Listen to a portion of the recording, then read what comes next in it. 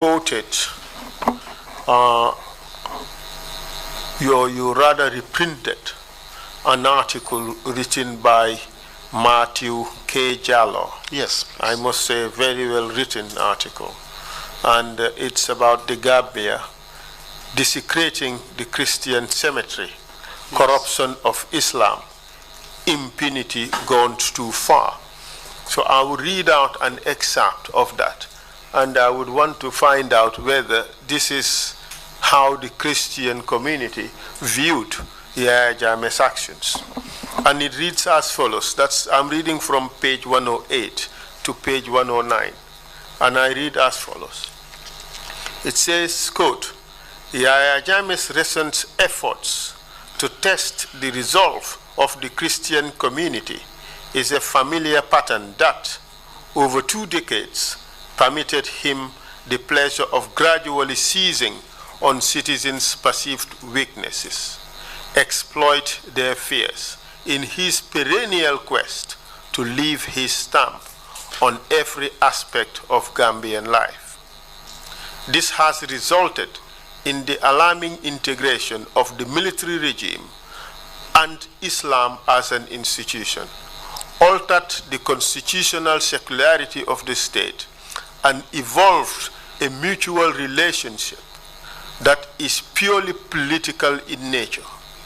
Islam in the Gambia has effectively been turned into an accessory of the state, with Muslim leaders assuming willingly or forcibly preeminent roles in the harmful subjugation of citizens and psychologically wrecking of the collective Gambian psyche. Evidently, Yahya Jammeh has taken his control of the institution of Islam in the Gambia to the extreme, very often obliging Muslim clerics to participate in his ritual idol worship, to the chagrin of young Muslim scholars. The heads of Islam in the Gambia, Imam Ratib Chernoka of Banjul Mosque, and chairman of the Gambia Supreme Islamic Council, Imam Mohamedou Lamin Toure, Gunjur, have morphed into cheerleaders of Yahya Jammeh and appendages of the regime, having long ago succumbed to coercion into silence and detachment from the state-sanctioned crimes against the Gambian people. Until recently, Christianity as an institution has been the holy grail of Gambia's rabid politics of divisions.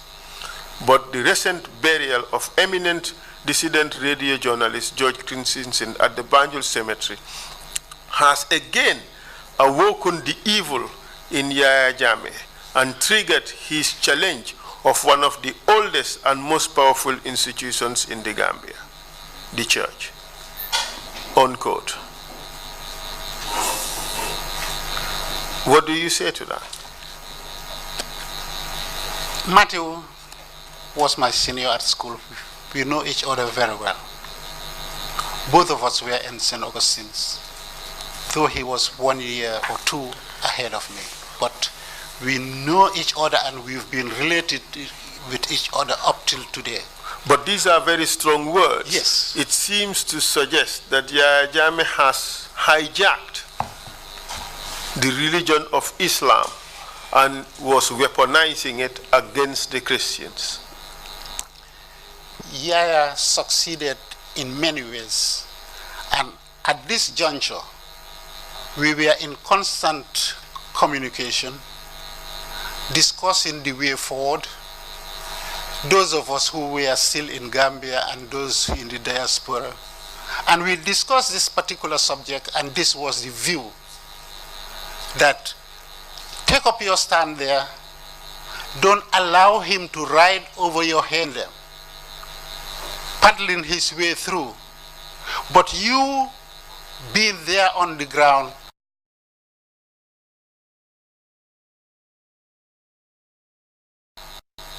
don't accept it. I think that Matthew here was attempting also to embolden us here to give in. And he was able to achieve that. When we saw this communication, we saw it happen with the burial of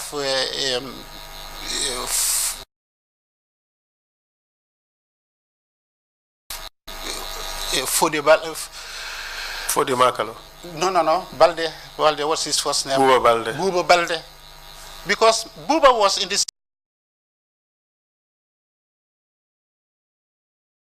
group, in the same class.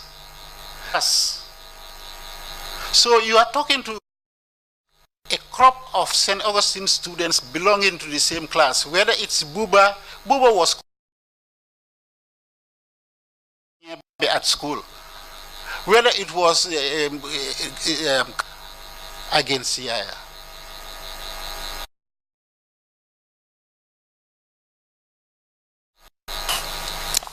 But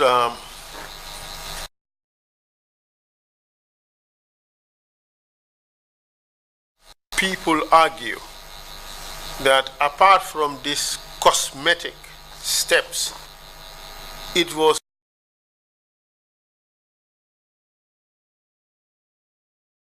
just political pandering to the Islamic states because he has lost.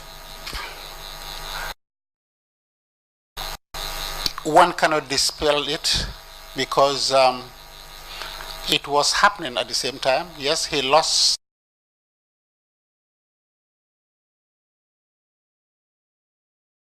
faith in the West, and the other option would have been the Arabic war,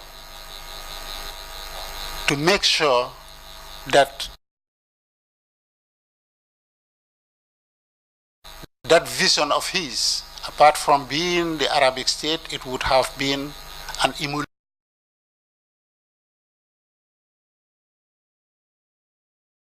of the Iranian style of revolution. Exactly.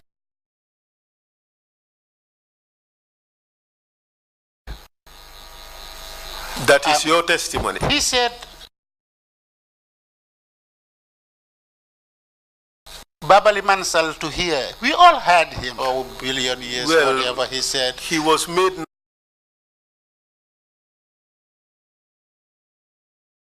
Nasiruddin, but a title he rejected afterwards. Yes.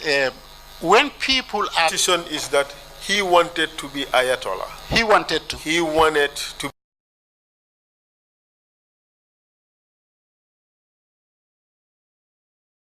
supreme Islamic leader of Gambia. That is your testimony. Yes, and he thought he would. It was only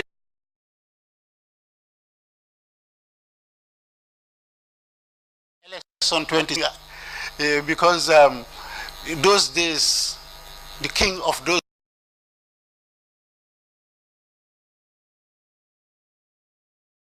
days were also, and the state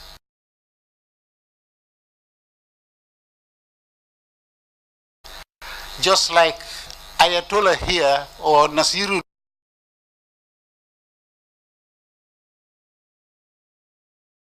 here or Babali Mansal here.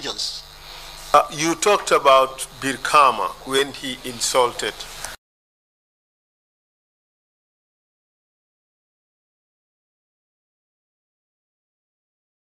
the Christians. Could you tell us more about that? It was most very irritating and disturbing to the Christian community. He took the position similar to Zakir Naik.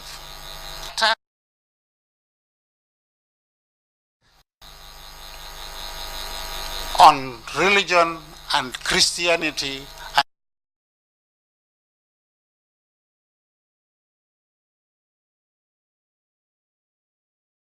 little it, and he borrowed a lot of phrases from Zakir. Said, I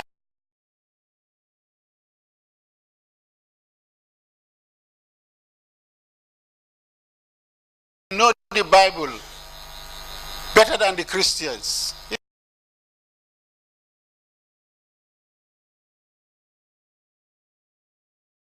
same language. 95% here Muslims. That's a huge to Birkama Garden and said, Gambia will be Islamic, we form the majority. He was using the same language as Zakir Naik. But even that said, let's call a spade a spade. It is, the Constitution would always represent the sovereign will of the people. And the sovereign will of the people would obviously be carried by the majority that would form that threshold to carry a constitution through. You would accept that? And I will qualify that. As much as a democratic state will tell you majority by the constitution and majority votes count, it will also, and it will never fail to say, protect the right of the minority.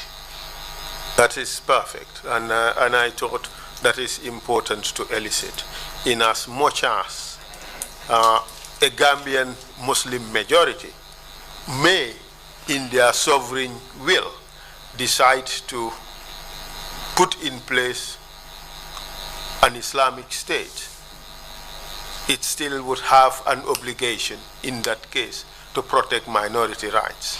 Is Yes. that a conclusion? Yes, this is what they will proclaim and advocate. Because if you happen to be in the majority, that is a viewpoint which you would adopt. And if you happen to be in the minority, it's a different viewpoint. Completely But different. the bottom line in that would be that minority rights must be protected to the full.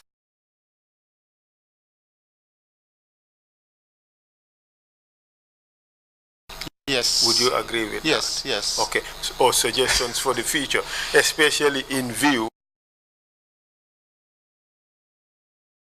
the work of the CRC that is not necessarily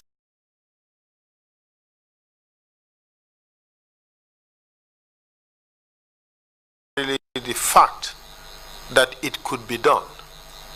It was how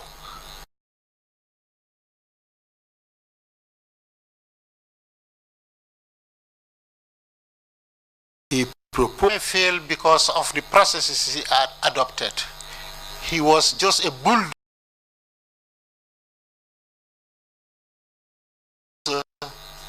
not using his head, but using his mind.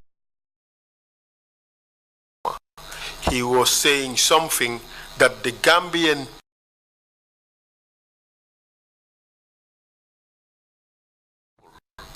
in or as leader. What he couldn't do, Yes. he introduced a subject which he believed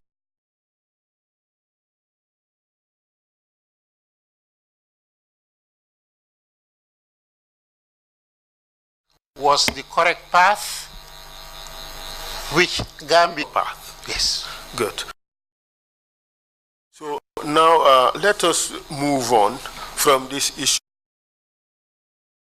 of Islamic State. We all agree it was unconstitutional.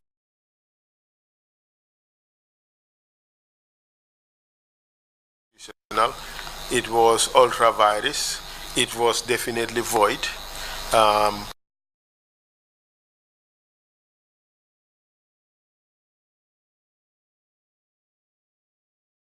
Made by the Christian community. I will take you through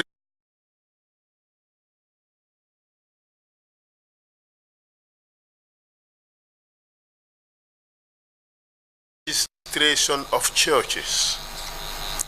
The churches, there were two limbs, and the other is the requirement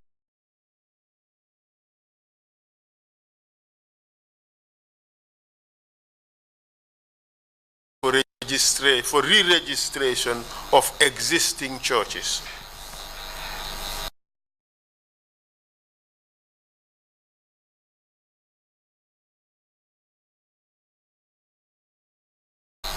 I will refer to one. It was addressed to the Gambia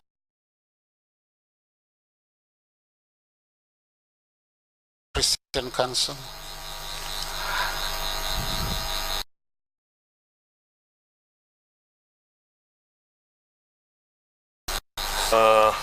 It captures the issue.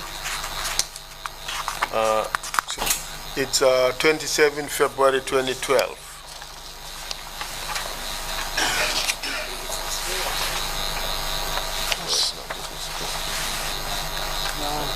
That's the one I have. That's the one I have. It is, yes, give it, return it. I have it. It says, I herewith forward the attached correspondence conveying executive directive that no new churches should be registered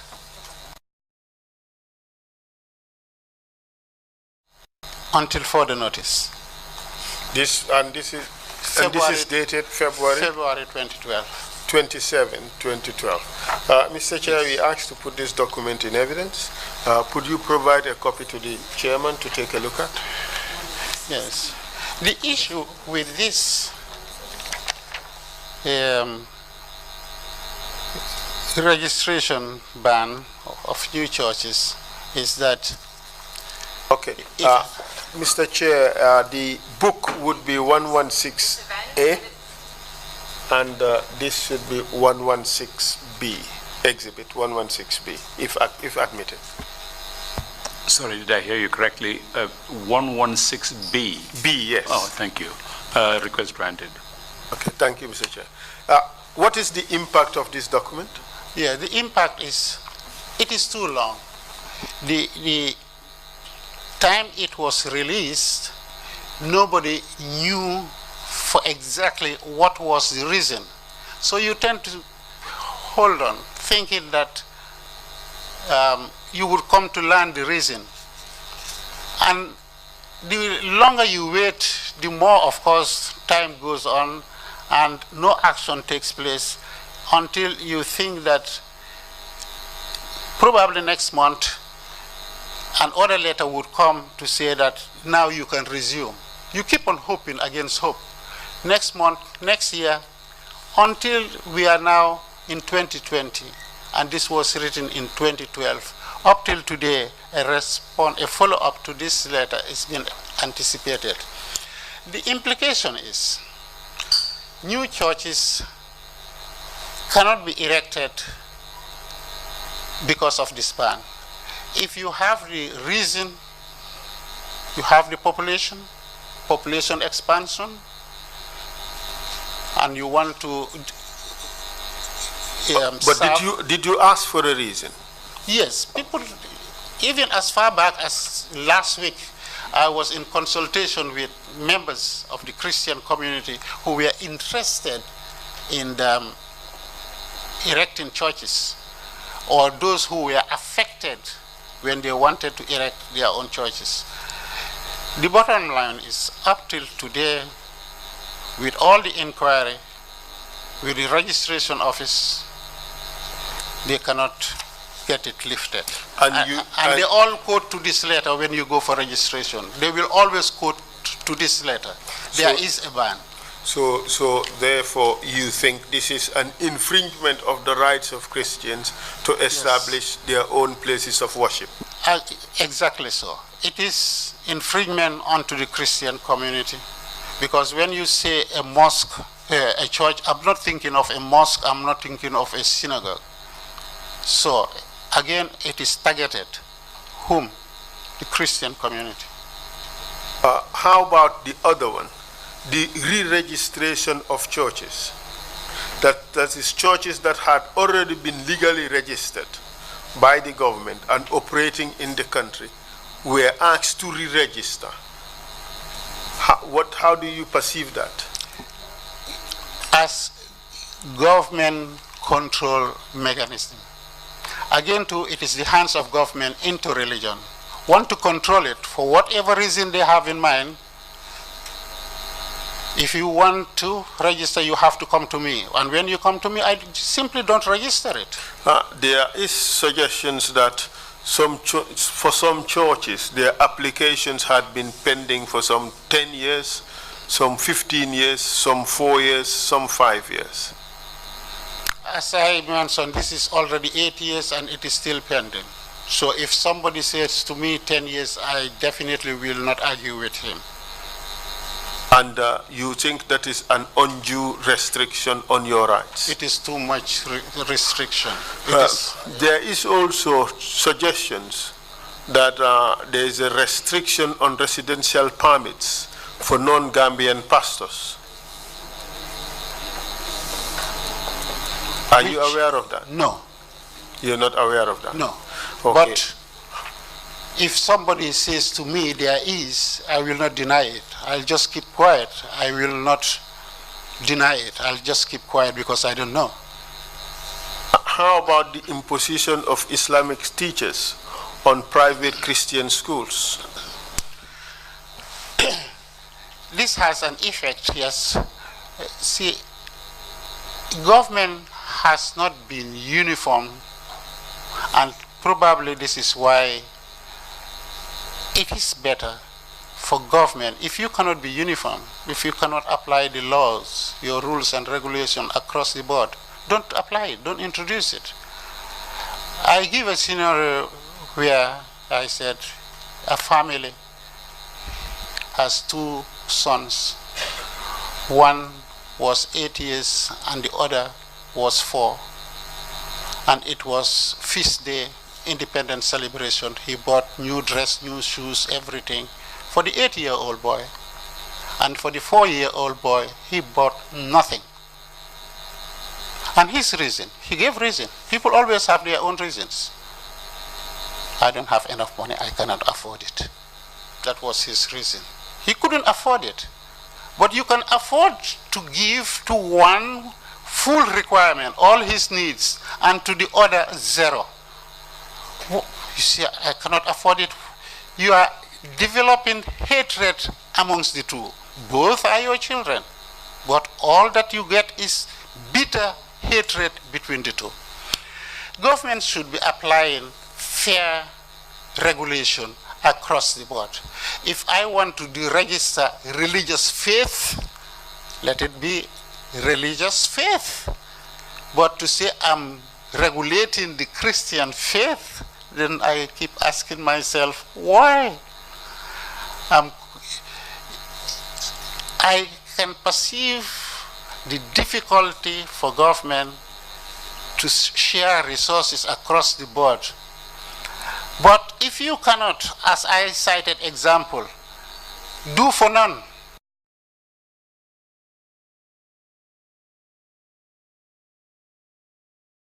And probably this is why we advocate Is that this is just discrimination? it is.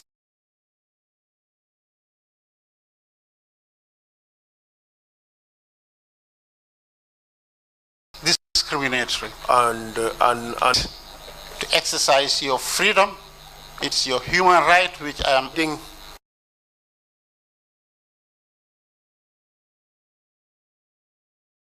for Islamic education and not providing for Christian education. Yes, it is discrimination. Other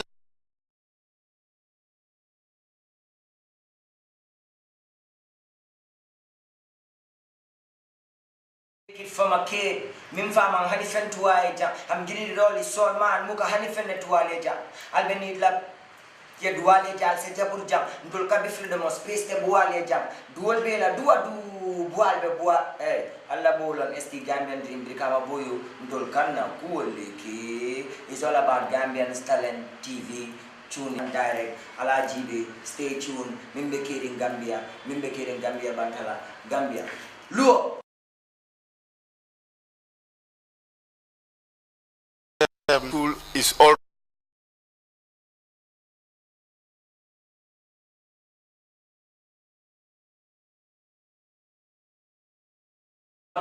ke min fama hani fentuwaye jam ham giri roli sol man muka hani fenne tuwale jam albeni la ye duwale jam se jabur jam ndol kabi freedom of space te buwale jam duwol be la duwa du buwal be buwa alla bolon esti gambian dream di kama boyo ke min fama hani fentuwaye jam ham giri roli sol man muka hani fenne tuwale jam albeni la ye duwale jam se jabur jam ndol kabi freedom of space te buwale jam duwol be la duwa du bual be bua alla bolon esti Gambian dream kama boyo ndol kanna kuole ke is all about Gambian talent TV tune in direct ala jibe stay tuned mimbe kering Gambia bantala Gambia luo wali Gambia ndele mena badi bunkali alo nyami nyaki lingo nyama dunuma tala fulanda na kuka to makara la kasata ay wali mbemintole Gambian Talents TV mbo to wala kale Gambian Talent TV nyulle nata Gambian Talent TV wo nyulle nata kantole kidimandi nyulle nata kantole nganyandi nyulle nata kali se wondi nyulle nata kali kunindi nyulle nata kali londi woto wala tinna ngoybe Facebook le wala tinna ngoybe YouTube wala tinao ngoebe fanna bela ndabadi bunka.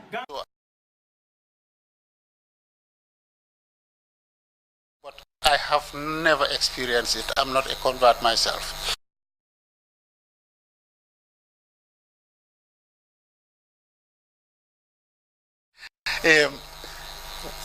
Converted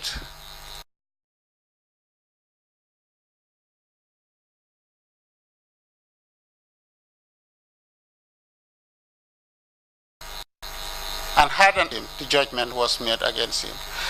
He lost everything he had.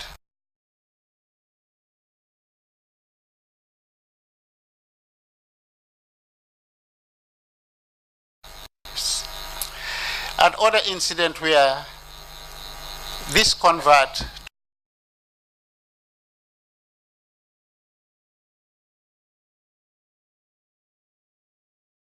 Christianity, he lost all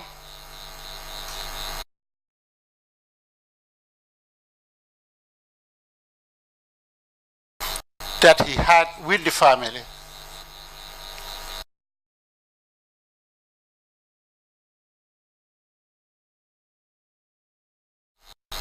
I've had another one in which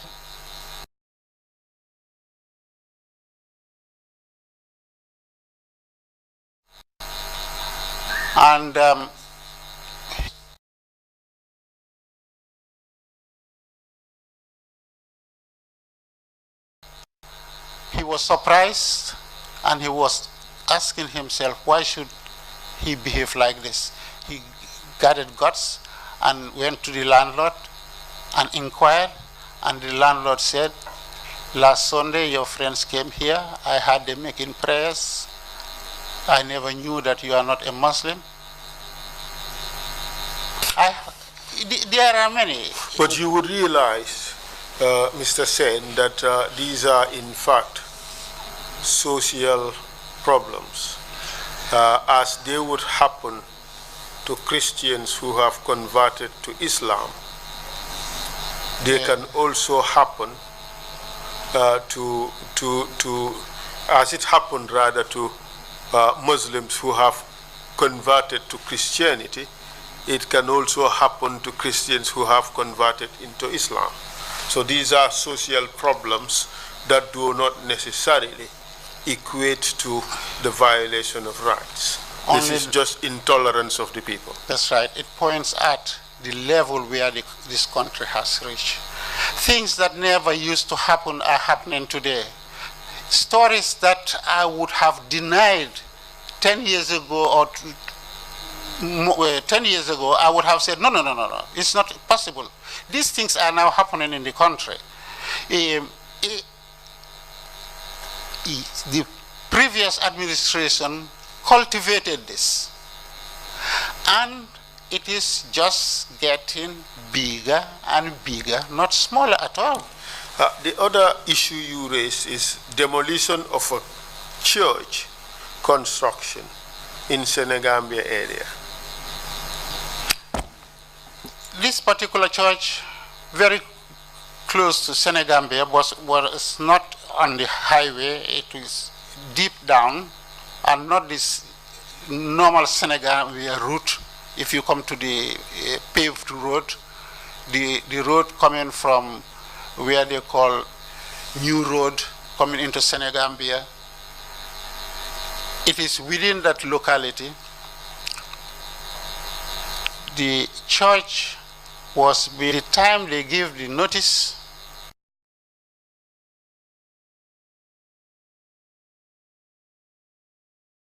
and the time they demolish it is only a few days. If I have a notice, I would go to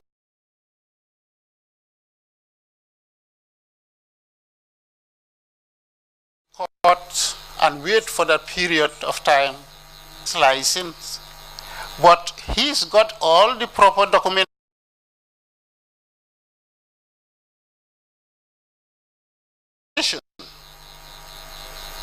And you've given only 2 days.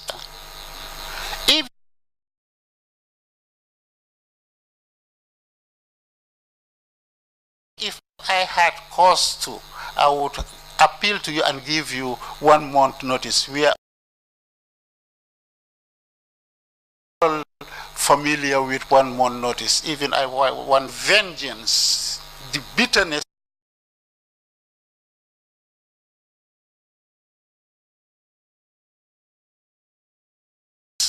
in people's heart, which never used to happen. These are the symptoms of today. But perhaps of the conditions of the permit, could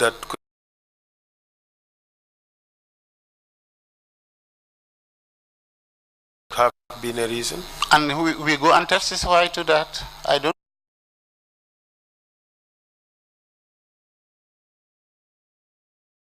2 days involve the physical planning or the building.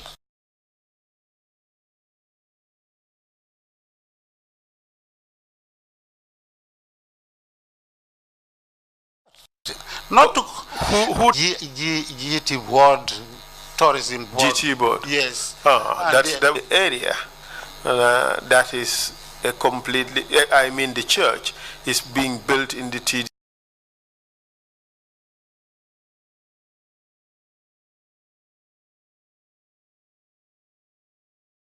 area. That is a completely different thing, because the TDA is governed. A mosque, and they didn't control that one. These are the discriminatory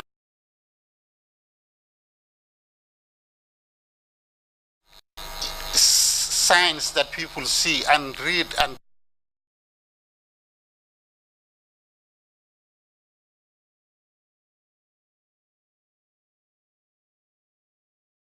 a lot of meaning. A mosque is allowed. Who is doing all this?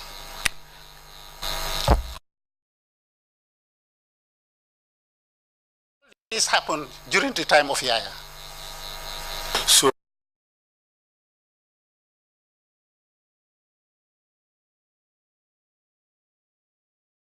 certain prongs. One is a direct attack or restriction on the lateral declaration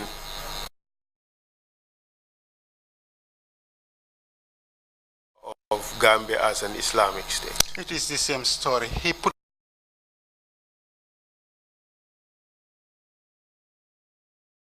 in words, and here he's putting it in action.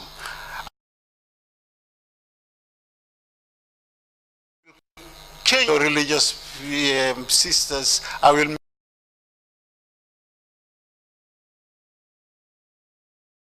so that I remove their veils and get them married.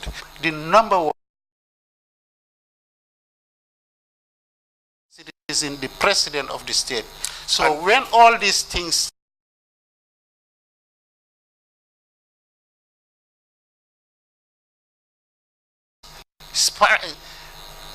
what he is telling them. And the second issue, as you call it, is the harassment of Christians in the exercise of their faith, say by reason of the anti-drumming ban. What is done for Muslims is not done for Christians. That is your case. Yes, please, yes. All right, thank you very much. I have no further questions for you. I would hand over to the chair for the commissioners to ask other questions. But perhaps before I do so, I'll just ask one last question. We have seen that the attack on Muslim clerics involved unlawful imprisonment, on a lot of torture and and exile. Have you ever seen any such attacks on Christians, like unlawful detention, like torture, like exile? Has it ever happened? I have heard of one. I haven't witnessed it. I heard of two. I inquired. I never witnessed any of them. The first one was a Nigerian who was physically harassed, beaten, slapped, whilst he was in a procession, religious prayer. They attacked him on the road, and the attack continued up to his church. Whilst he is leading the congregation, they would come and shout foul languages onto him. And the diocese just resolved that by changing him, asking him to go, because he was a Nigerian, and they brought in a typical Gambian Catholic priest to replace him, and that was how it was resolved. The other one, I inquired because they said the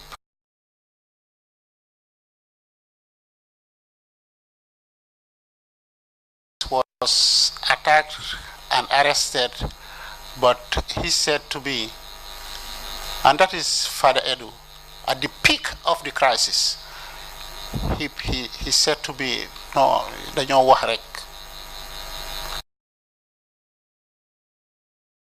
Meaning that it was unfounded. These are the two physical attacks.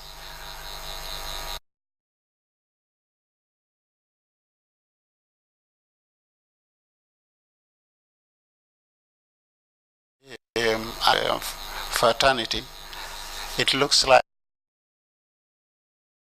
Christian community. Perhaps that has something to do with the proportion.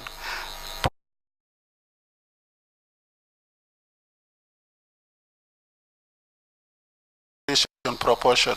There are fewer Christians here. Just religious purposes, but for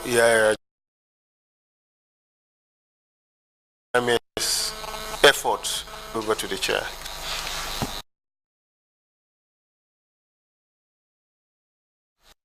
Thank you very much indeed, my counsel, and thank you, Mr. Saine.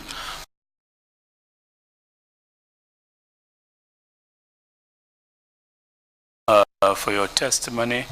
During these years,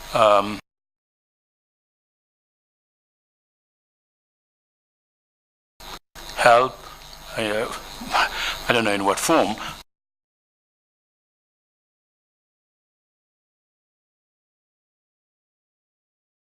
from outside our own region. If indeed the community was supported. Remember when the Papal Nuncio, that's the representative of Vatican, heard these stories, he wanted to come and find out for himself to see what is happening in Gambia. So the message reached him, our outcry reached him, and he came down to visit. He strengthened us and gave us hope. That was the support. And he further said, we've all heard of your predicament going on in this country, but we want to reassure you that you are not alone. This was the support, moral support, encouragement. And he did that within there were 2 visits that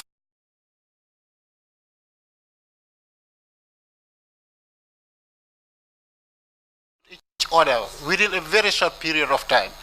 That has been unprecedented.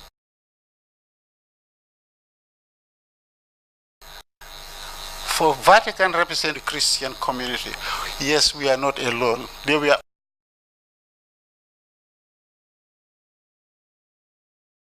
encouraged.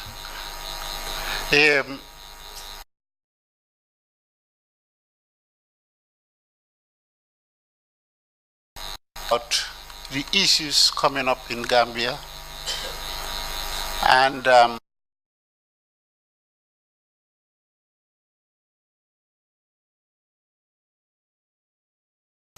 to the best of will be with them and will listen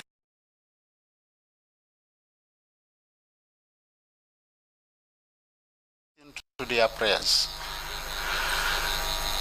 It was rumored that he further used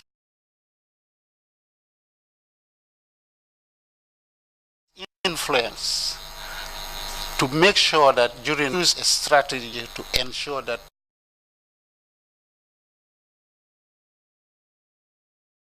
Gambians only are left with their country to vote. Whether this is true or not, but this is the story that reached me.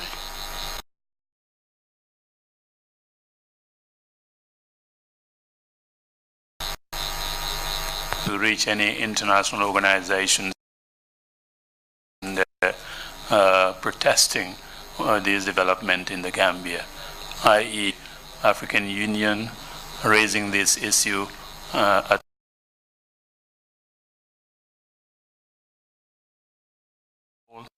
No, not to my knowledge. Okay, thank you very much.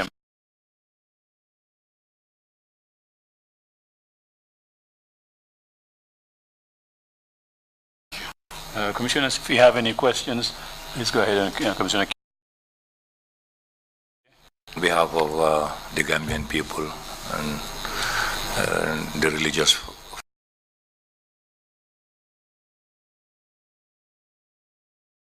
community, this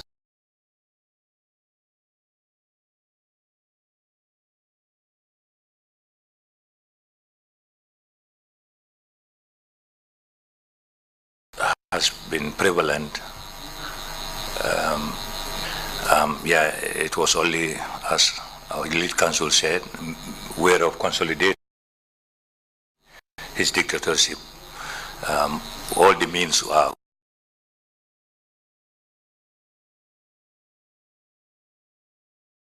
applied. I have one until of late. Drumming was not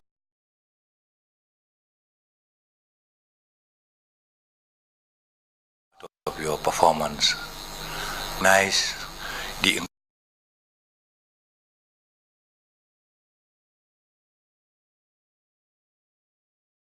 compatibility of the innovation to the social, the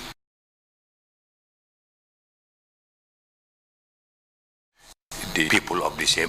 Because yes, you have said in Saudi you were only one person, probably among 100. You did not imam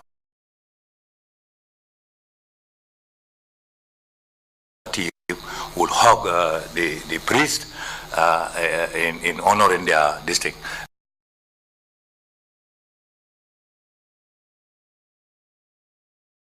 You will, even on Fridays, you will go and beat the drum and so on. We are introducing.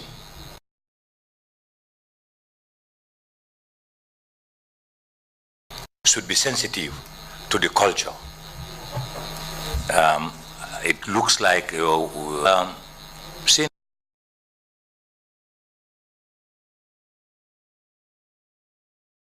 the innovation came and drumming has become part of your worship. And there is nowhere in Islam that banning drumming in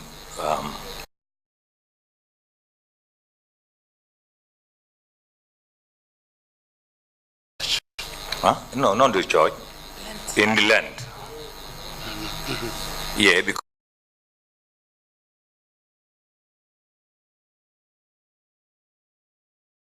this one with Christianity, we wouldn't want to equate the two. 3, find room if you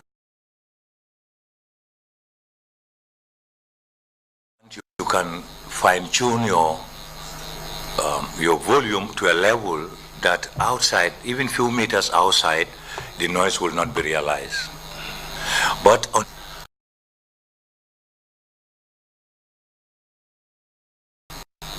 a number of hours or so, in some instances, in fact days, like Eid al-Adha. Now, if those people who were involved there knew the Muslims were performing their Eid, maybe the same time, concurrently, the two were taking place.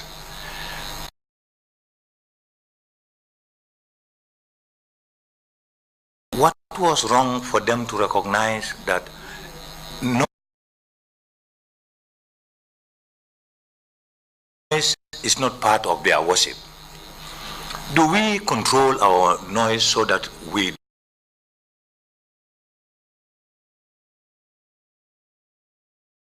become nuisance to them? Because if we do all to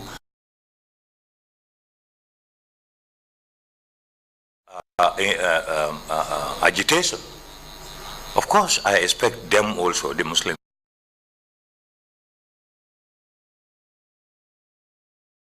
to be tolerant and on two. I think these were issues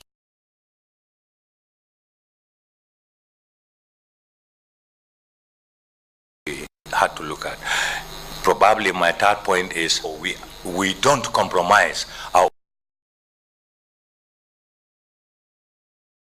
type of it. We don't allow ours to be inferior, especially if it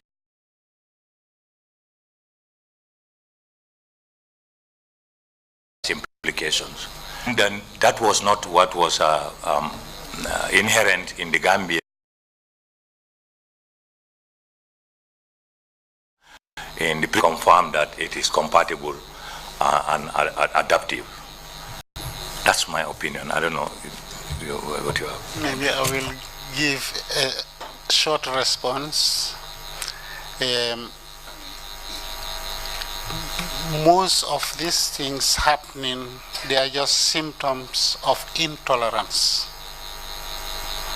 If we stop to address them, they will just grow worse. So the earlier we stop them, do something about them, the better. And the best people who could do something about that is the leaders, the leadership. If the leaders tolerate and accept themselves, each other, the population in general will accept each other. We tolerate each other because we understand it. But if we don't accept each other, something, I'm already biased. I'm seeing nothing but evil in you. So I'm ready to explode. Yes, these are the things happening in our society, and we know where it is coming from. Talking about music, drumming, in the traditional Gambian churches, music was being supplied by human voice and the piano and the organ. These were the norms. Now, it was the need for the church, not the Gambian church, but the African church, eager to Africanize They started looking at issues and said, no, this is foreign. This belongs to the Europeans. Why we have our drums and they brought their guitars and their organ. We don't know the organ. Let's use what is typical of us. And the church listened to them and accepted the opinion. Maybe they didn't want friction between them. The church is universal. Those in Europe introduced it here until at a time the African churches said all these instruments don't belong to us.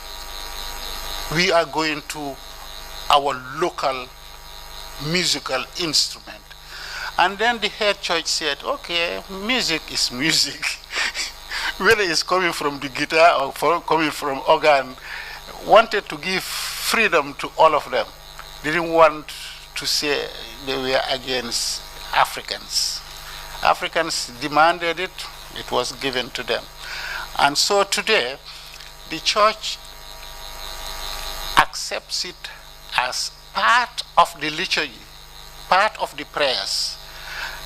The people inside know the rhythm that it gives. Just like in olden days, the drum was used to transmit message and different messages. So inside the church, the drum beat will tell me from outside what part of the prayers they are in. I can tell just by the drum beat. So it serves some purpose and people will get used to it and they are doing it. I agree also that in the early days when we were growing up, we didn't know, say, church and drum don't go together. I know that even when it was a feast day, the Muslims would be busy beating the drum.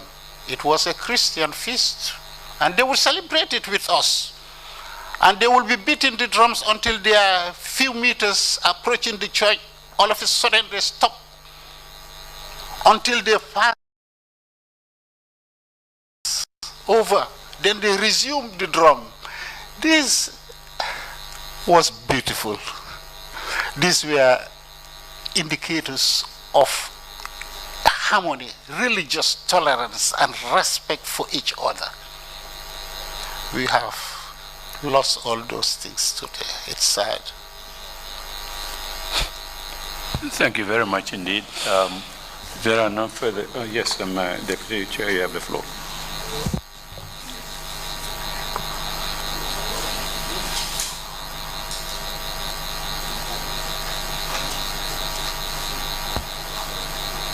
Please. Okay, thank you very much. Just one small clarification. Yes, please. On the issue of the Manjagos. Yes. Were the Manjagos Christians who were practicing their traditional burial rites for elderly people, or were they non-Christians? Yes. The church, when evangelizing, is aware that it's coming in contact with people of different culture, different habit. And as long as your practice is not offensive to Christianity, they allow it to flow. Now, when they perceive it as dangerous to the faith, they preach it and try to stamp it out. This area of music, and it's typical in the Manjago and Jola clan here, despite the fact that they have embraced Christianity and they call themselves Christians. When they have an elderly person who passed away, that will go with it.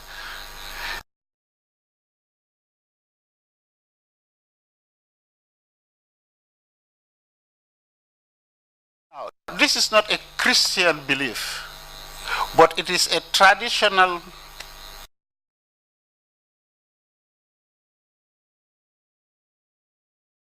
knows that it is futile to stop it, they will a type of drum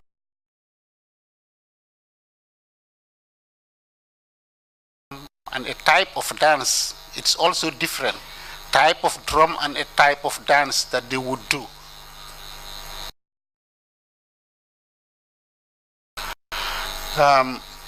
This is been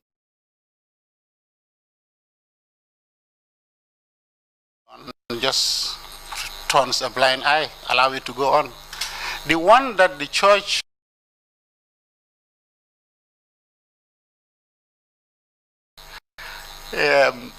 doesn't hesitate to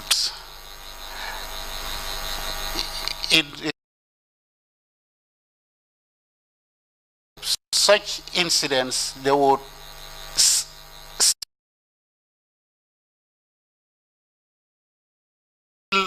blood, shed blood of an animal.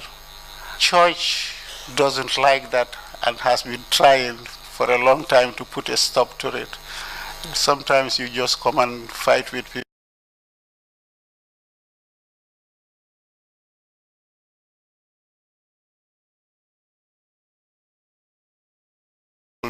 But they will not leave it. So in a sense what you are saying is that these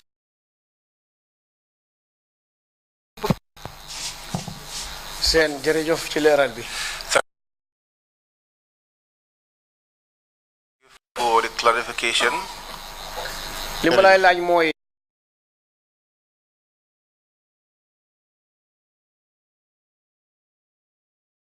naka nga melee woon ak sa diine bi. How were you going about your religion in terms of going to church or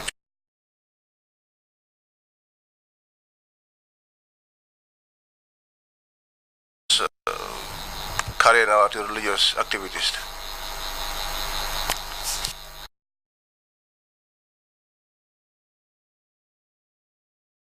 I have answered this question from a Muslim.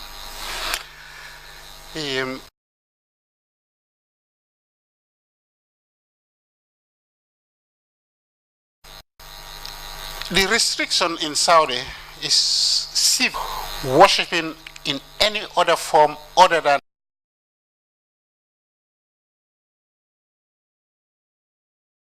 Islam is not allowed. Carrying a symbol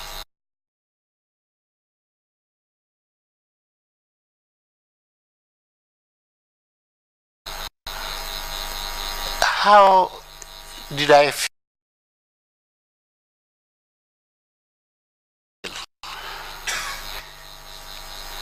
To be very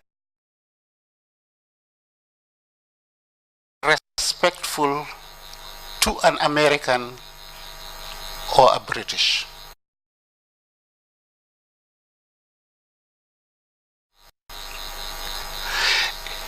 If they have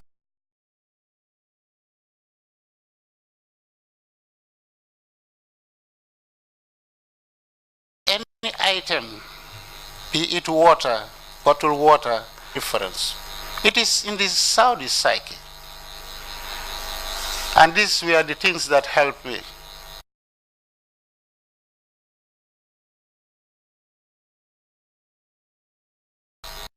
Not to feel this or an American. They know black American. They know Sudanese. Skin color, they will conclude you are either Sudan. If you speak English, you are British American. And Philip has to carry that name, so when they see the name, they brand me amongst them. When they see me and I cannot speak Arabic, I speak English, they say he's a black American. And they treat me like an American and give me all the privileges of an American. I enjoyed it. Maybe that was unique in me, but that was how comfortable I was. And they received me like an American. But when they receive you like a Sudanese, woe be on you. You will be negatively discriminated against. No privileges for you. Another thing that helped me is I was in the midst of Gambian Muslims. They are all Muslims, but they are Gambians. And that Gambianness is so great. They will know that I'm coming. They receive me at the airport. And we do everything together. And when it is time for pilgrimage, the pilgrims are coming from Gambia, I join them. I go all the way to Mecca. I go to the airport, I proceed beyond the airport, I proceed into Medina. People used to wonder, how come Philip can do this? And some of the Gambian pilgrims, when they see me, they say, they come back home, they say, Kerjen Bobu Moba. But it's because I was with them. We know that the Gambian pilgrims are coming. We go take some money, we buy something to receive them, things like fruits and water to receive them at the airport. And they see me distributing. And they know me as a Christian here. And they see me distributing water call it Jeddah, when they just arriving. It was a beautiful experience for me. Thank you very much. There are no further questions. If you have any closing remarks to make, please proceed to do so now.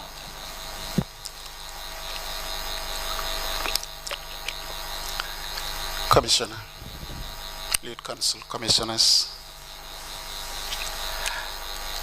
I am carried away by my youthful experience of Banjul. And I grew up and brought that to the West Coast. Up to this date, the friends I associated with at school, in the primary school, up to St. Augustine's, then we scattered, and we are back in the Gambia.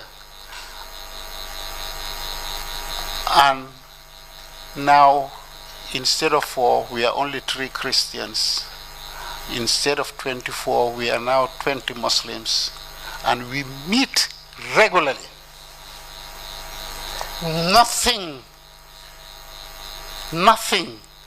can taint that relationship. There's nothing on earth. When this draft constitution came up, the issues surrounding it, we chatted over it, we laughed over it. Sometimes one of our colleagues who was in America, a Muslim of course, came and met us discussing it. Then he said, but here we quarrel, we become emotional about the issues. As soon as the issue is completed, the day is over.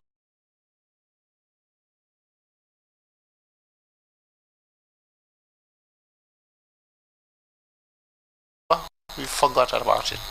Back to our friendship. This is what I would dread to see Gambia losing, that prestige of being a peaceful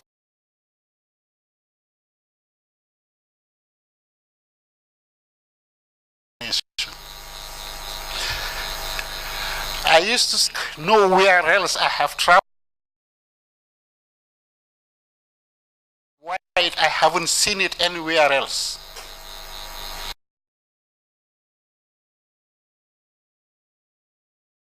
If we own and will not allow anything to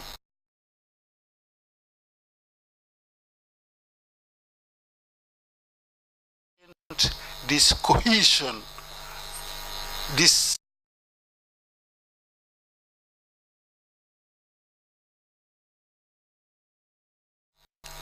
in typical Gambian,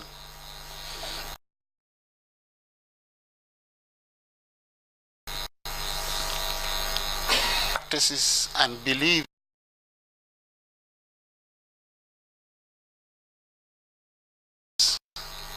and it's creeping in.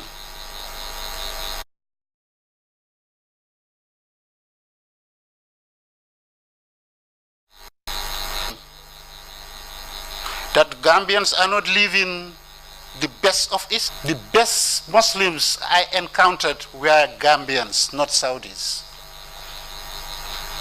The way Gambians tolerate each other and accept each other and embrace each other and live and sleep in the same bed and intermarry, it's only in the Gambia.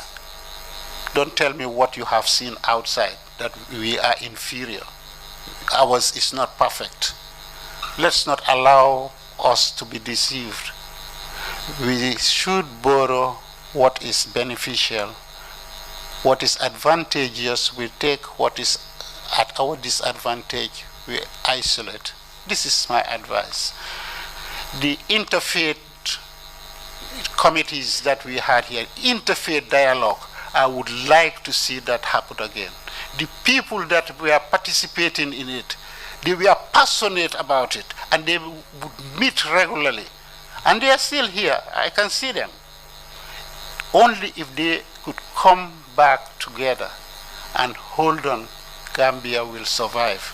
They did it here. It happened. Peace, unity, harmony. They are still here. The Reverend Gabi Allen and the Imam Babali, they are still here. They saw it being nurtured and it was successful. And if our government, if there is anywhere to support, to finance, to put their resources, it would have been in either in the Islamic Council, the Christian Council, and in the Interfaith Committee. This interfaith was bringing the two faith together and has that capacity. Strengthen them and we will see peace and harmony. Thank you. Thank you very much. Thank you very much indeed for those wise words and advice as well. And thank you for coming to testify before the Commission. This brings us to the end of our proceedings today. We will resume tomorrow morning, 10 o'clock sharp. Thank you all. Meeting is adjourned.